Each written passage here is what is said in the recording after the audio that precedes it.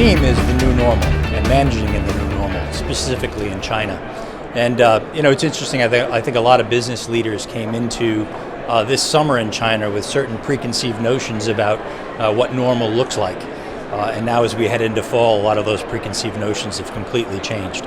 So we're here today in this conference to really get the top business leaders together to talk about how best to navigate through this entirely new environment that we find ourselves in. First of all, let me say that we're still, despite what's been happening in the last month or so, the stock market explosions in Tianjin, we're still extremely bullish about the Chinese market. In fact, in our most recent strategizing and budgeting sessions, we have planned for our most ambitious investment plan ever. So the key areas of focus for us will be to help clients on initiatives such as developing their data and analytics capabilities, helping them with their transformation. You might have heard that in many cases, companies are facing new challenges from new business models. President Xi Jinping coined the new normal last year, and the background to that clearly is that China has gone through a massive amount of growth over the past many years. When I think about the new normal, I think it's important to also have the context of the fact that no other country in recent human memory has delivered the kind of growth that China has delivered. 15-fold growth in the GDP over 20 short years. The new normal is a sign of a confident China. The new normal is also a sign of the fact that China is internationalizing. And the new normal is also a sign of that China is willing to accept a slower pace of growth which is more sustainable and more diverse and more balanced. Well, what the new normal in China is really leading is many companies, particularly in the private sector, Chinese private sector, to focus on efficiency, really across the board for the first time. They've moved out of the land grab phase, and they're now realizing to stay at number one or number two in their sector, they've really got to actually create functional excellence for the first time.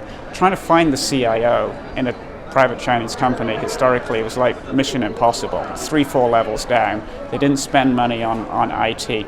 Now they're saying we really have to up our game. We have to have scientific marketing, big data, we have to have quality supply chain, and then we need a real international organization to, often based in Hong Kong, to help us grow outside. And then the state-owned enterprises are following along. Maybe more slowly, given all of the constraints that they face.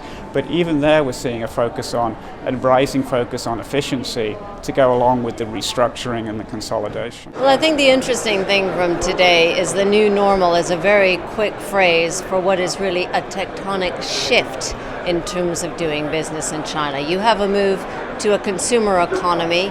You have lots of concern about who's actually managing the economic levers in Beijing, which is causing disruption. You have concerns over cybersecurity. You have China's global impact in the world. All of this is affecting strategy for doing business. So it's not an easy answer to say what is the new normal. Couple that with market volatility, you've got really a big recipe to think about when you delve into doing business in the world's second largest economy. Our business has been built over the last 20 years or so in helping foreign companies do business in real estate in China, be that foreign investors or multinational companies looking to start up in China. And we see that trend continuing to grow. But the new norm is throwing up some other interesting opportunities for us, dealing with Chinese companies.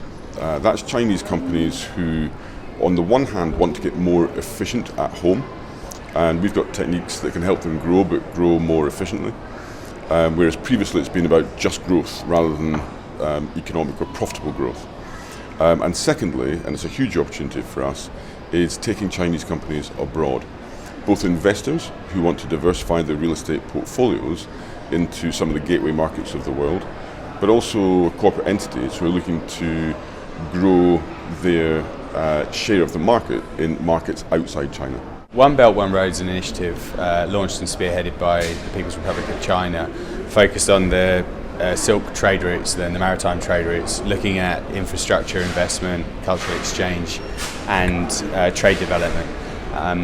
It's since the announcement of the One Belt One Road initiative, there's been two significant milestones: the launch of the Silk Road Development Fund, the $40 billion investment fund into infrastructure, and also the coming together of the Asian Infrastructure Investment Bank.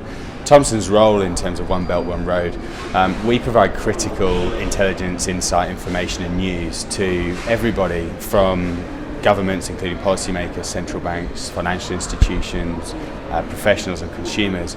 And as people are looking at the One Belt One Road initiative, clearly that intelligence and information to help them make decisions is critical. So Thomson Reuters is playing an absolutely essential role in guiding people as they start to look at what One Belt One Road can offer.